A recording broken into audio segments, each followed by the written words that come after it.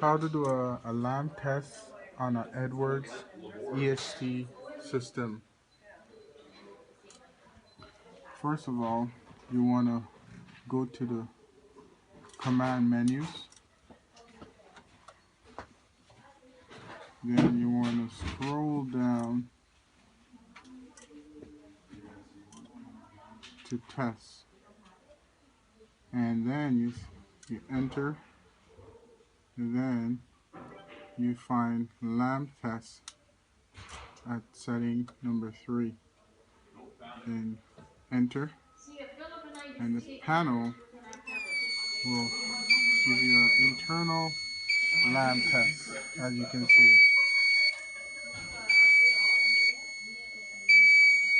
Here, the panel has completed a lamp test with the Edwards EST.